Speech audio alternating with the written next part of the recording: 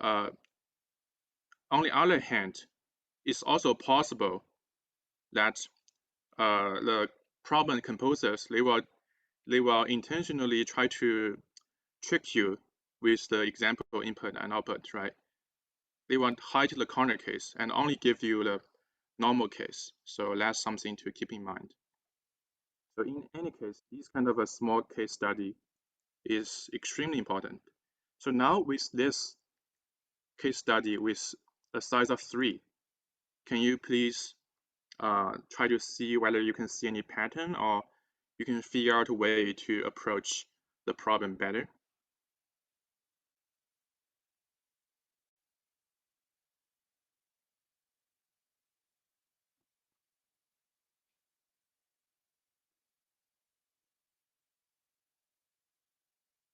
And also feel free to ask more questions about what it meant in this table. What does the red cell mean? What does the green row mean, right?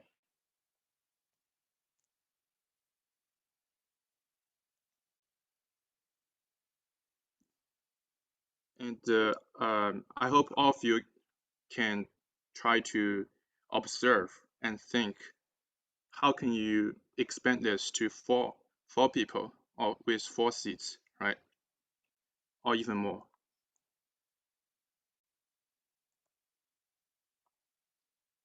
And also observe in this table, what can we see? What can we find out?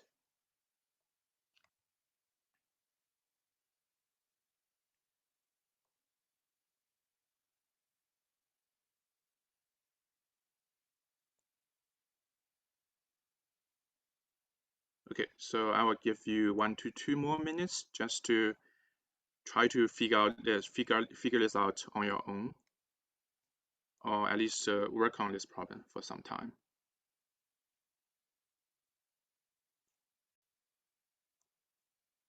So in the meanwhile, if you have any idea or any question, feel free to post in the Zoom chat.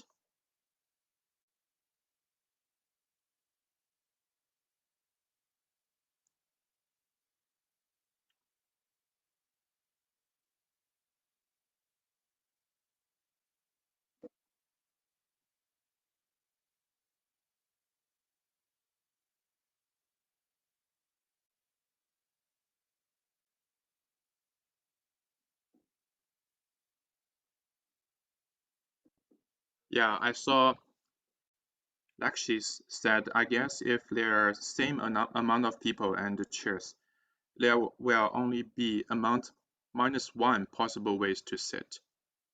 I guess it's a very direct conclusion from n equals to 2 and n equals to 3, right? And also plus n equals to 1, of course. But I would encourage you to try n equals to 4.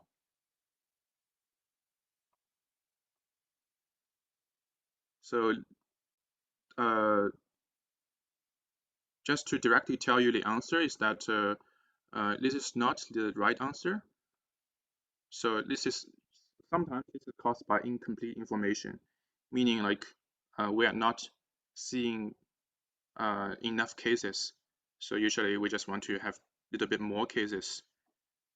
When n equals to 4, first write down all the permutations, right? A, B, C, D, A, B, D, C, all the way to D, C, B, A. And then cross those permutations that does not satisfy the condition and see how many right or how many valid ways to sit when n equals to 4. All right, I think due to the limited amount of time we have, I'll start to talk about the remaining. Oh, I saw Joseph posting something. Let me check. So could it be n factorial minus 2 n minus 1 valid ways for same amount? I think this is. Can you explain a little bit more about why? In the meanwhile, I will start to proceed, and later I will check the chat again. All right, but I'm really glad many of you are starting to do deep thinking about a problem. Yeah, because that's how we improve, right? All right.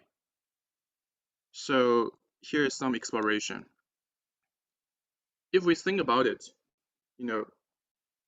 people A sit in chair 1 before the move, right? So if we just look at A, this is what happens. Then after the move, A must be sitting in a different chair other than 1, right? A must be somewhere else. Let me get to the annotation. Give me just 1 second. So A previously, so this is before, right? Previously A sit on top of 1, chair 1. Now in the after row, meaning like after the move, A must be somewhere else, right? Somewhere. I don't know, just somewhere. So there will be some of other people sit in chair 1 after the move, right? We just call it to be K, right? This is for sure. No matter what kind of a new arrangement we have, A must be somewhere else. We don't know where will A be. And we also know someone else will sit in chair 1, which is K. We just use K to represent it, but K can be any number other than, any other people other than A, right?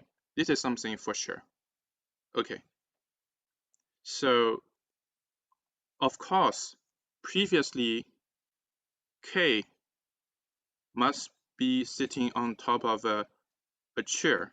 Let's call it small k, right? The chair, small k chair.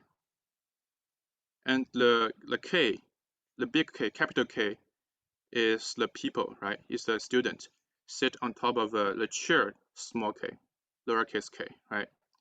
So now, depending on after the move, whether student A sit on top of K or not, there are two cases, right? Then we can solve this problem differently. Again, we know after the move, student A will have to sit somewhere, but that place, depending on whether it's K's chair or not, we have different cases, right? Think about it. And also post questions if you have any in the chat.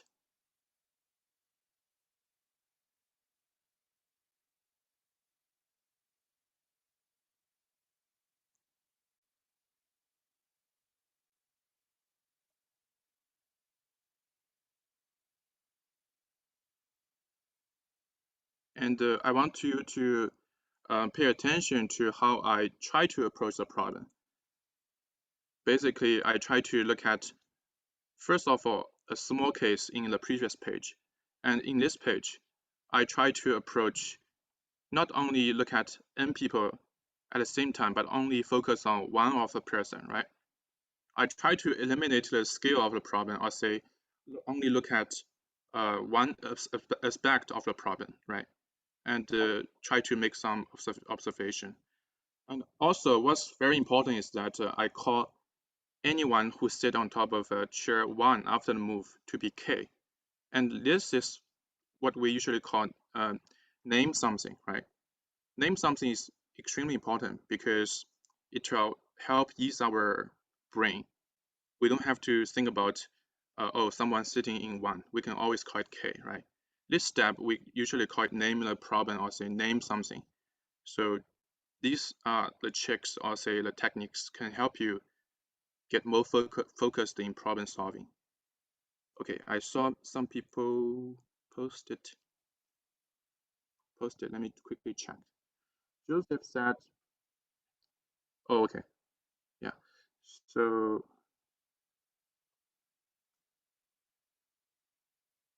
all right.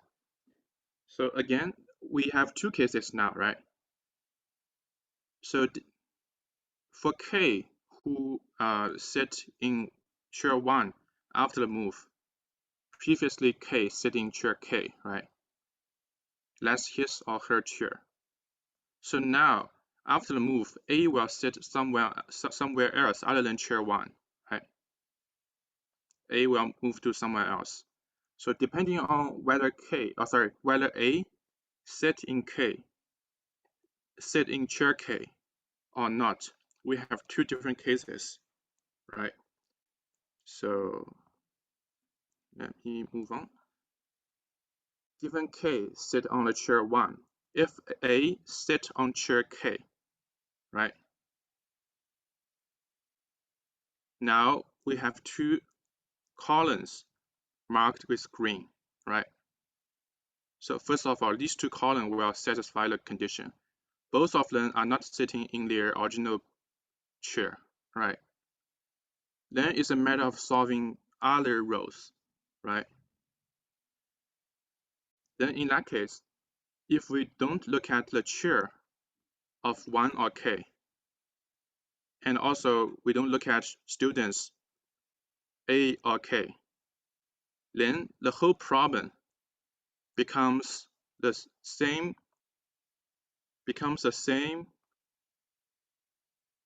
switching chair problem of size n-2, right? Think about it. So if we just eliminate the green columns, then the problem automatically becomes a problem of smaller case of n-2, right? Because we don't have to look at these two columns anymore. We only have to deal with the remaining of the columns, right? And that problem is exactly the same problem of the switching chair problem of smaller case, which is n-2, right? So if we just let me use the annotation. If we just use Fn to represent the answer of the switching chair problem of size n, right? Then for any k, for any possible k, as long as k is one of the value, then in this case, the answer is Fn-2, right? Because the transformation of the problem tells us, without looking at these two columns, the whole problem is being transformed to n-2 problems, right? All right, so now I want to ask you a question. How many different ways to have k? How many different k's could there be? Basically, how many people could sit in chair 1? So previously we said any people, any students other than A can sit in chair 1, right? Anyone can sit here. So in total, there are n-1 different k, right?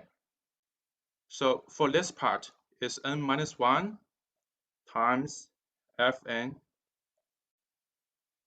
minus 2, right? Does that make sense to everyone? It's not that intuitive, but once you get it, it's a very smart move.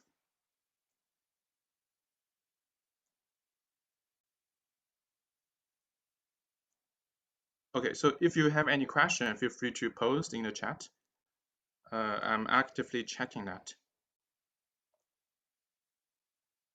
So again, the key point or key step here is that once we know A will sit in chair K, we can fully eliminate the chair 1 and chair K, right? Together with A and K. Because these two columns, or say these two chairs and the students does not matter anymore. We only look at the remaining n-2 chairs and the students, right? That makes the problem to be equivalent to be n-2 switching chair problem, right? Okay, so I hope all of you get this part. Let's move on to the next one. So what is the second case? This is case 1, right? Anyone remember what is the second case? So in case 1, A sit in chair K, right? Of course, the case 2, A does not sit in A does not sit in chair K after the move, right? That is the second case.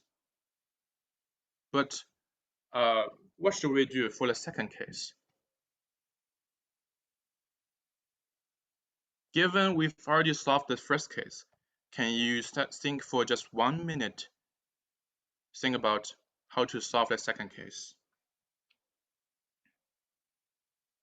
Let me quickly check the time to make sure I don't go over time. Okay, I think we have a little bit more time. So just think for 1 minute.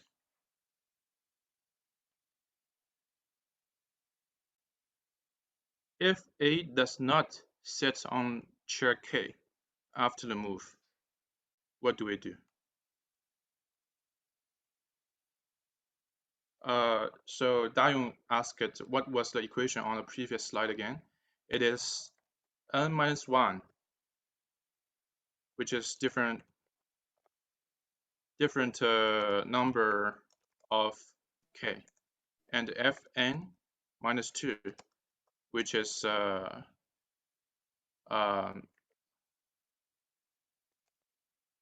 for one given k, what's the answer when A sits in chair K? I hope this will help you, and the overall is n minus 1 times fn minus 2 as case 1. All right, so for the second case, yeah, 30 seconds.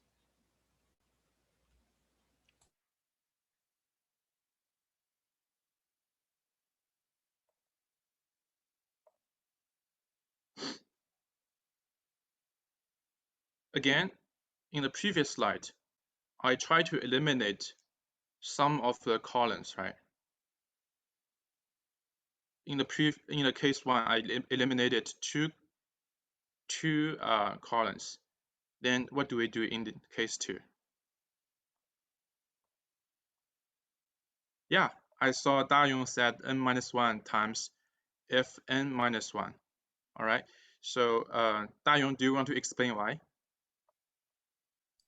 Sure. So, it's gonna be similar to like the last one, but last time because we directly swapped two things, so both of them are like valid. They're like good seedings, but this time only one seeding is guaranteed to be valid. So that's why it's only n minus one instead of n minus two, I think.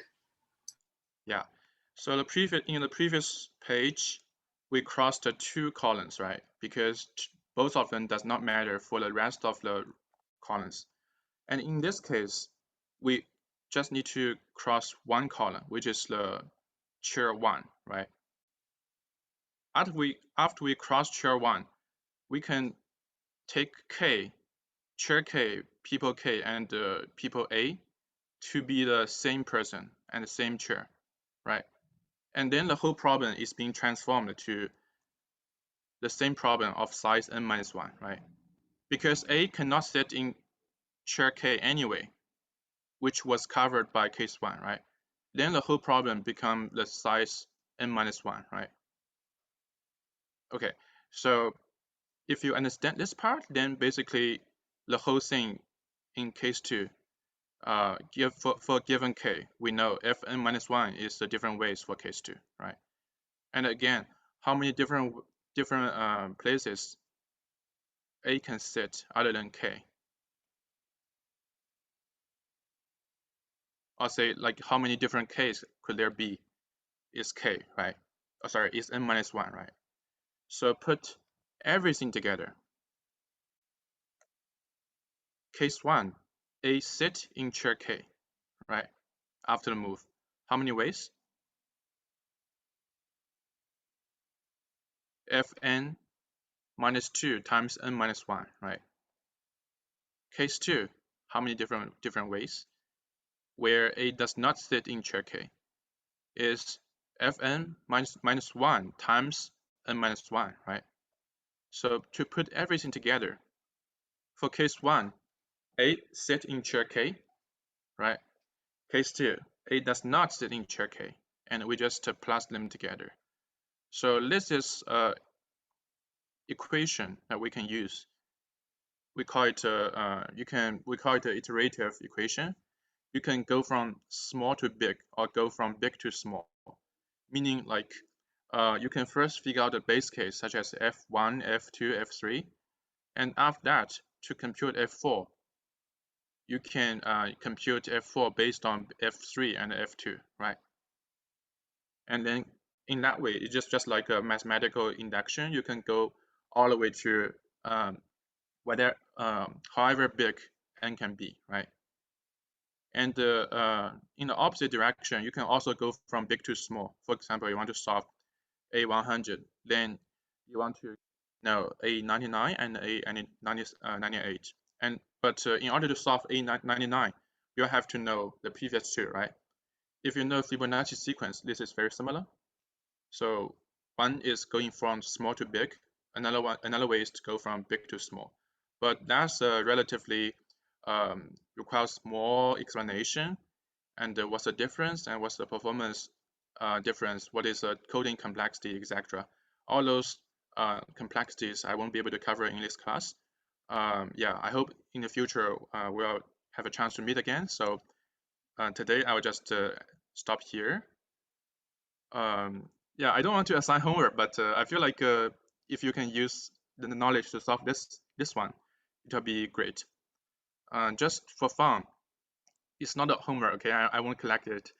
But just for fun, today or maybe tomorrow, spend some time, like maybe 10 minutes, just to try to solve this, right?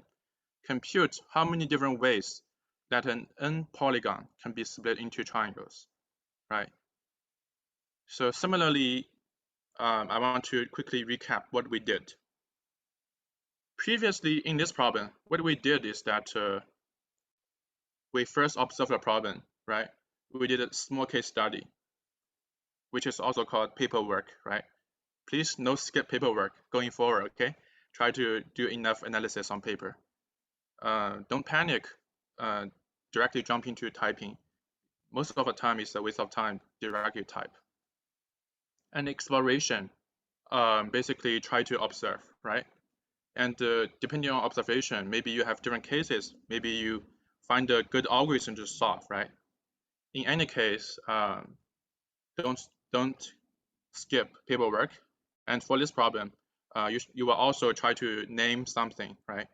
And that's the key thing I want you to, when you walk away today, I want you to remember. And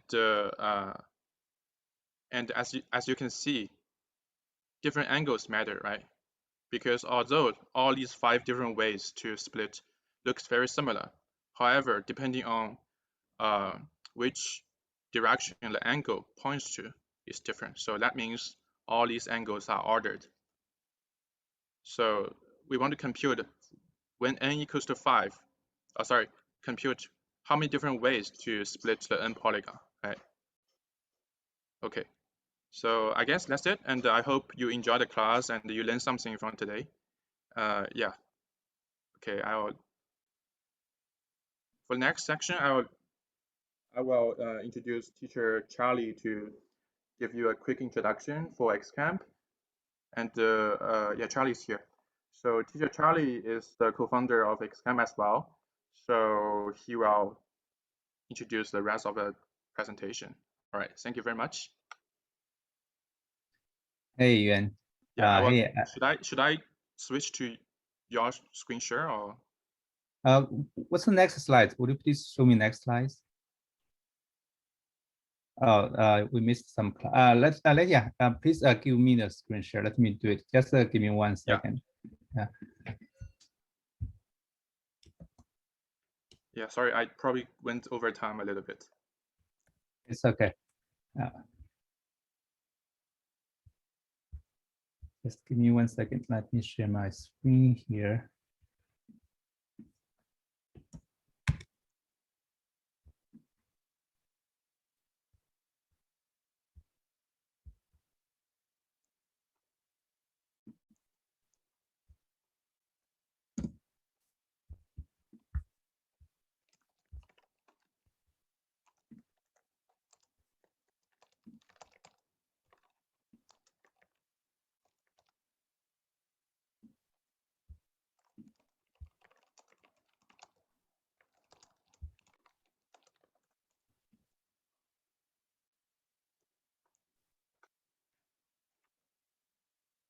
Do you guys see my screen? Yeah. Okay, great. Hi,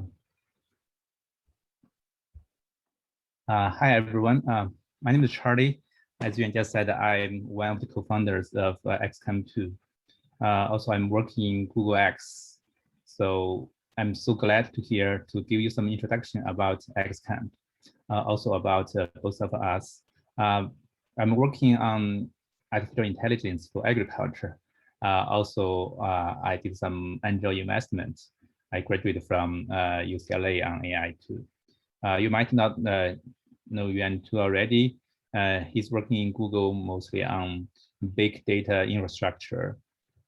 Also, he had this very strong experiences on competitive coding.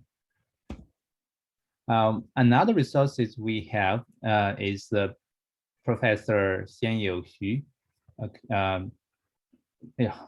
Sorry, this is Chinese. Okay. Actually, Tiger, in English version that I presented, I have the right version. Yeah, I can present. Let me give me 1 second. Let me see. I actually have the.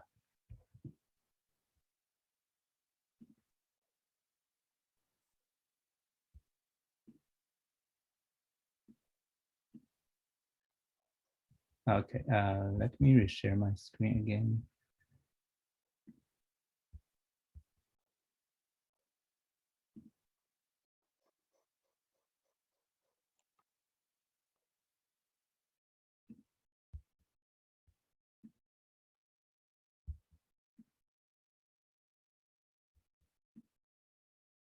Do you see my English version? Okay, good.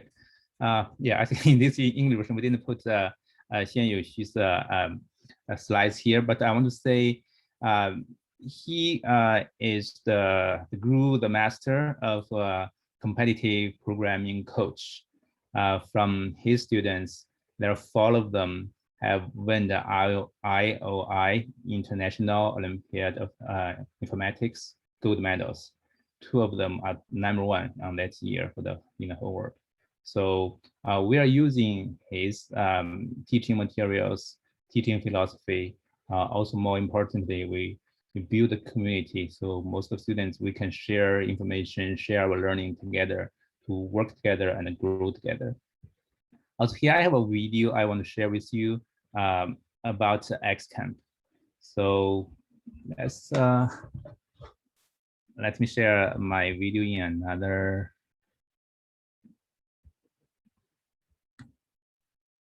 Oops. Share screen here.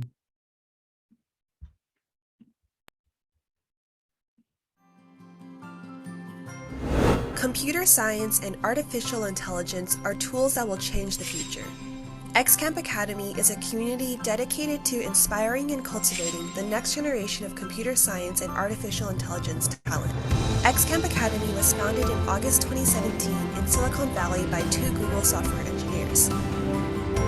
The name XCamp was inspired by the variable X, which represents unlimited opportunities. XCamp's curriculum is developed by Mr. Xianyou Xu, a Chinese diamond-level international gold medal coach. Our staff here in the US is composed of senior software engineers from major technology companies in Silicon Valley. In addition, we have strong support from international and domestic competition winners. From beginner-level Python to classic C++ courses and competition honors courses, XCamp's curriculum is designed for students of all different levels. We prioritize personalized education, with problem sets tailored to each student's needs and an enrollment system that encourages grade skipping. By participating in team-based competitions and facilitating frequent group study sessions, XCamp also fosters an environment of collaboration to build each student's confidence in their ability to code.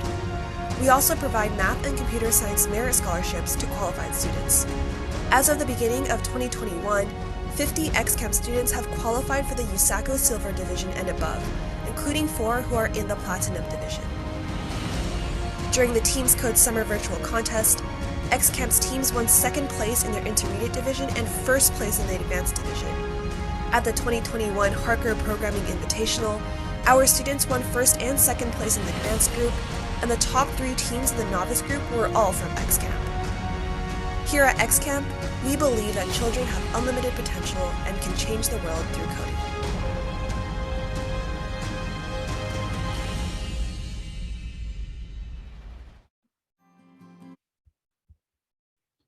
Yeah, thank you. We just had a new number. We have 9 new students who passed the USACO Gold test yesterday and entered the Platinum Division. Let me continue my slides here. Let's see.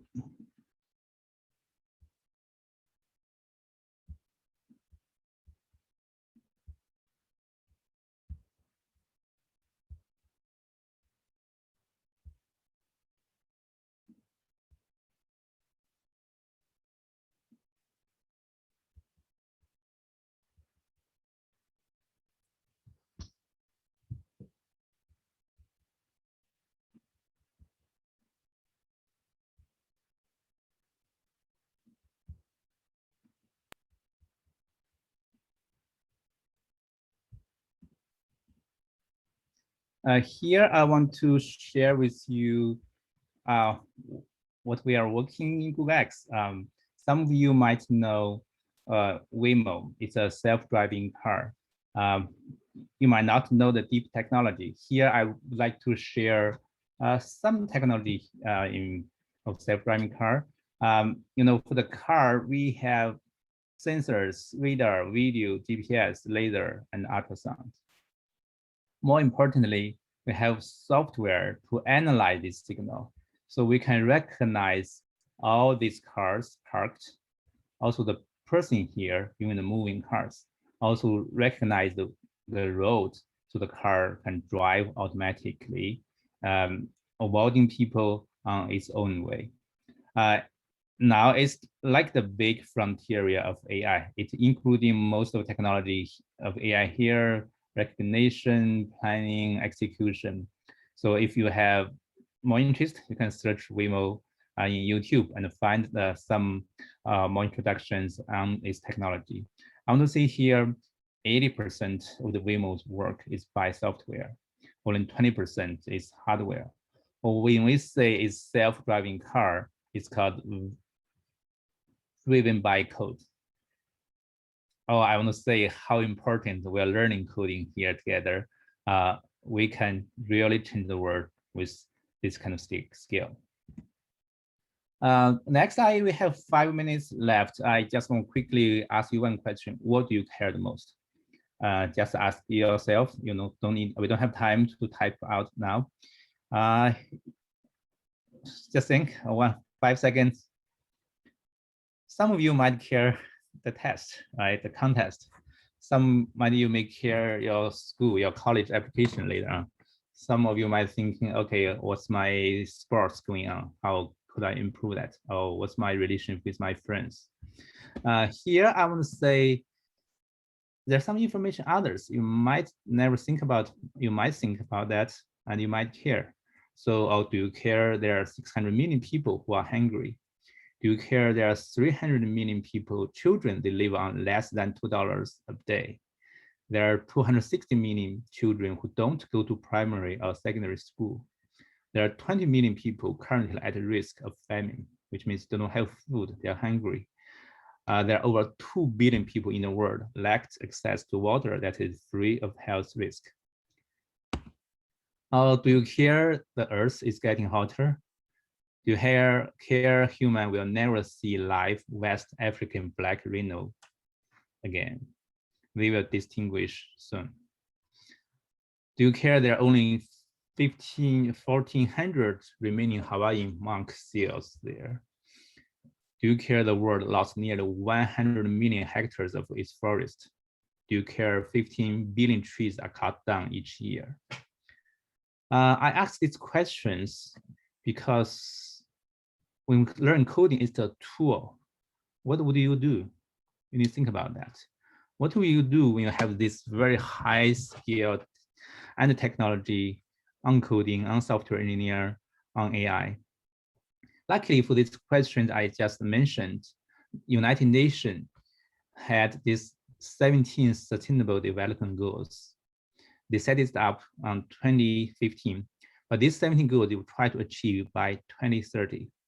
Maybe when you graduate, when you at your work, or when you at your graduate school. So here including no poverty, zero hunger, also climate action, life below water, life on land, I just mentioned. There are several others too. Here I just want to say there's a lot of problems there we can solve. We can help to change the world with our coding. Finally, I want to say at XCamp, we provide various programming classes, especially we are preparing the summer camp. So we will have hosted camp in Silicon Valley. We will have students who would like to get more to advanced use cycles from bronze to silver to gold, especially for them who want to get more training on platinum. It's challenging, but we have a lot of resources. I just mentioned Yuan and all the Yuan Xu and all the other gold medals. They will be our teacher. Yeah, also for the question I ask you, if you say you care, you might send me email. My email is charlie@xcamp.org. If you want to register class, you can go to our website, https://xcamp.org. Okay, it's glad to talk to you. We may see you again soon. Thank you. Thanks, everyone. Bye. And good luck for the remaining of today's test. All right, thank you so much for coming. Hopefully you guys enjoyed that too. So yeah. All right, thank you. I believe that should be the end of guest workshop 1. If you guys want to stay in the room, the next live event will be at 4 p.m. So until then, you guys can keep coding on Codeforces or do some challenges that we'll send out in a moment. So yeah, thank you for coming.